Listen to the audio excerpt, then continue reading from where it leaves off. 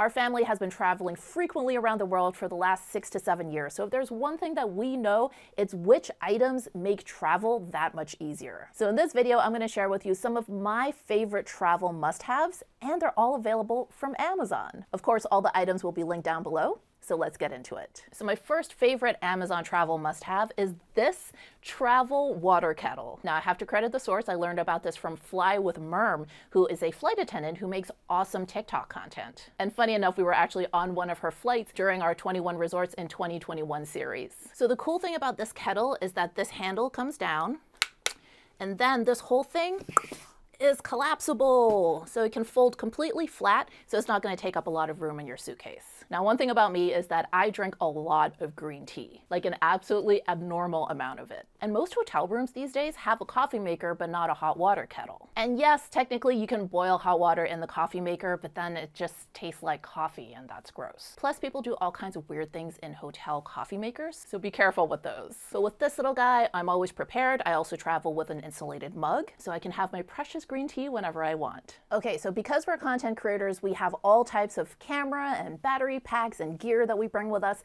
So power is a really big deal because we have so many devices that we need to recharge all the time. Now the problem is that wherever you're staying doesn't always have that many outlets. So if you've got, say, 6 devices you need to charge, but there's only one outlet, you can't really always afford to wait until each item is charged one after the other. Now certainly you could bring along sort of a traditional power strip for that, but my favorite gadget is this. So this is a 6-port USB charger.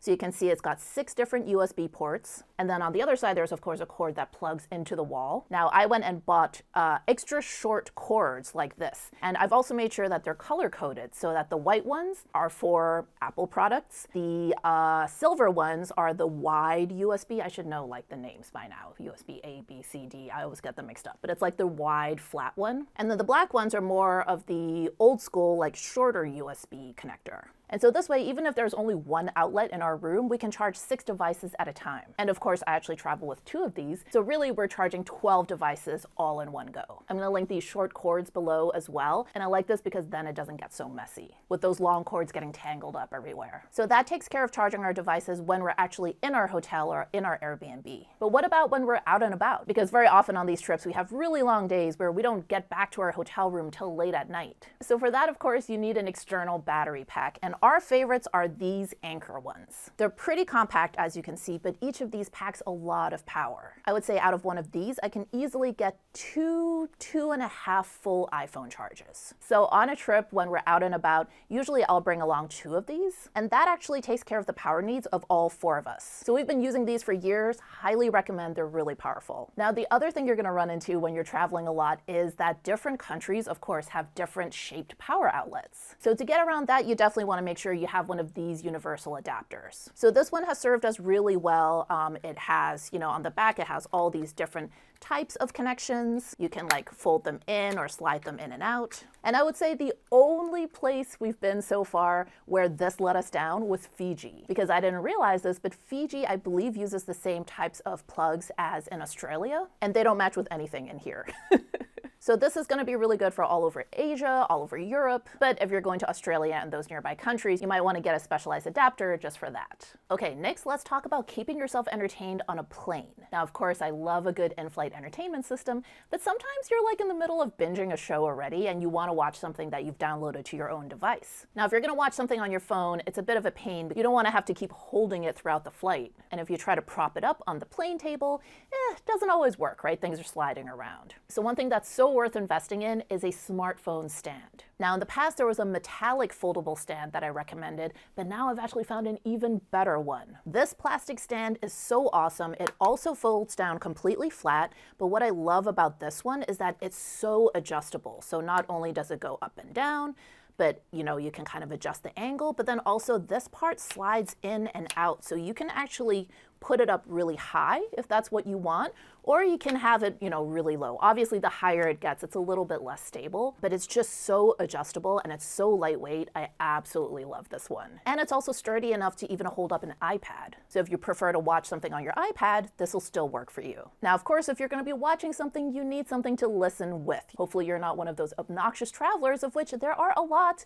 who are just blasting their shows on speaker for all of us to hear. We don't want to hear that. Thank you. So of course the tried and true are the AirPods Pro. So I really love these. A lot of times I will just use these throughout a flight. The noise canceling isn't as good as obviously the big over-the-ear headphones, but sometimes, you don't really feel like wearing the big thing, and this just feels much more comfortable. It allows for kind of more of a wide range of motion. So the AirPods Pro are definitely amazing when you're traveling, and of course they're so small, they don't take up any space. So of course these come with me everywhere. But if you're flying, you definitely want to bring some real noise canceling headphones as well, because you never know who's going to be on your flight. People always talk about screaming babies, and yes, certainly crying babies are something you would like to have some insulation from. But honestly, I found that adults are much more annoying than babies and kids. There are so many adults on planes, in hotel lobbies, and airport lounges that, like I said before, are watching movies just on speaker, that are taking Zoom calls on speaker, or frankly, they're just loud talkers and really annoying, and you want to drown all that sound out. So I actually did a whole video on noise canceling headphones and which ones are best for travelers. I'm going to link that below. But spoiler alert, as much as I wanted to love the AirPods Max, which are the fancy metallic headphones that Apple makes, what I realized is that ultimately these Sony headphones won out. These are the best. They are so lightweight,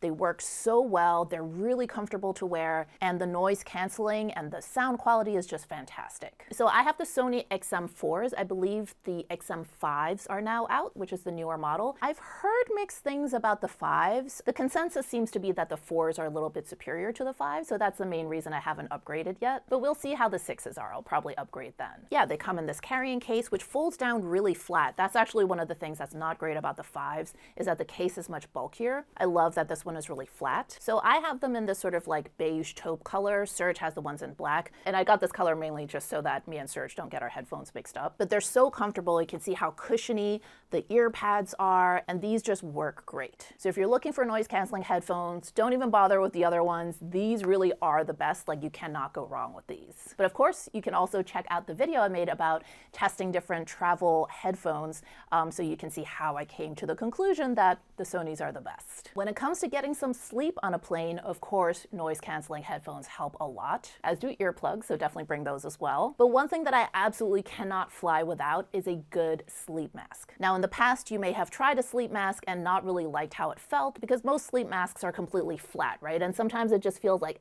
they're just like squishing down on your eyelids, which is not the most comfortable feeling. So if you've tried sleep masks before and you found them uncomfortable, I would encourage you to reconsider and get one of these sleep masks. So this is by a brand called Nidra, and what I love about this is that it's got molded eye cups. It kind of looks like a bra. But the reason this is so much more comfortable is that the material isn't straight on your eyelid. It's actually kind of going like this, and that makes it so much more comfortable. Now, most airline amenity kits will give you sort of the regular flat type of sleep mask, the ones that I don't find very comfortable. But I do want to shout out Turkish Airlines, because their sleep masks that they give out in the amenity kits are very similar to this. It's not the same brand, but it also has the molded eye cups. So Turkish Airlines, you all know what you're doing with the sleep masks. Now, another thing that's really helpful for getting sleep on a plane is having your own travel blanket. Now, of course, if you're flying business class, you're typically going to have some type of bed linens. And even in economy, if it's a longer flight, they'll typically give you a blanket as well. But if you're like me and you kind of have a tough time sleeping when the temperature isn't just right, and if a blanket is too thick, that just gets in the way of your sleep, then it's a good idea to bring your own travel blanket. So my favorite one is this. It folds down really compact. I believe it's called the Cocoon travel blanket. And as you can see, it rolls into this little package, so it doesn't take up a lot of room in my backpack.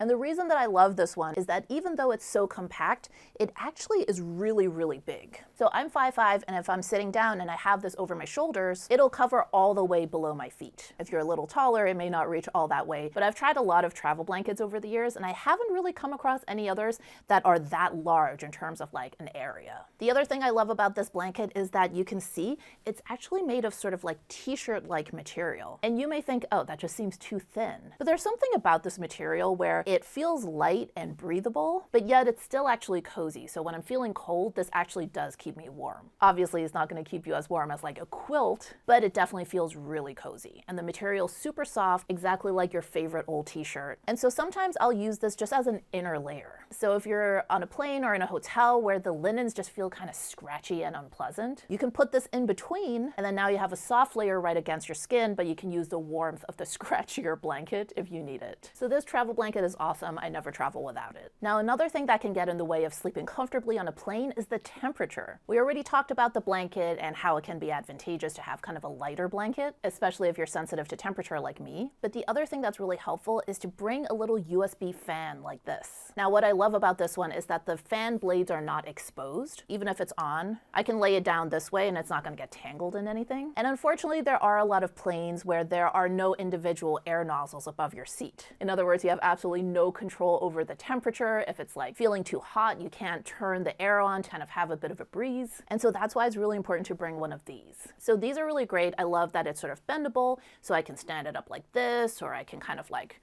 you know, prop it down like this. There's a lot of different ways to use this. And it just really helps me sleep when I have a little bit of a light breeze, especially if it's feeling stuffy on a plane. Just having that bit of breeze on my face helps me sleep that much better. But of course, this is handy not just on a plane, but during your trips. Last summer, we spent a lot of time in Europe and it was so hot. In many of the countries we went to, it was really pretty unbearably hot that summer. So every time I whip this out, I can tell you that as dorky as it looks, everyone around me was filled with envy. And everyone was like, oh my God, where did you get that? Where can I buy one? And of course, like a lot of the tourist souvenir stalls will sell something like this. But this particular one is so heavy duty, it holds up really well. So if you have a trip coming up, highly recommend that you go to Amazon and get one in preparation for the trip, because some of the ones you're buying at the destination may not be as high quality as this one. Now, one thing that I find kind of frustrating sometimes in a hotel room is that when I want to sit down and like do my hair or blow dry my hair or curl it or do my makeup, very often where there's a mirror, there is no outlet. So there's nowhere for me to plug in my blow dryer, my curling iron. Now in most bathrooms, of course, there is usually an outlet near the mirror, but when you're traveling with a family like me, there's usually someone already in the bathroom. So ideally you want the option to be able to do your hair, do your makeup outside of the bathroom. And that's where this little item comes in so handy. So this is a little foldable mirror. You can see that it's covered. It kind of looks like an iPad cover. So it's got a mirror, but also it lights up. So this is super handy. I mean, there's definitely been situations where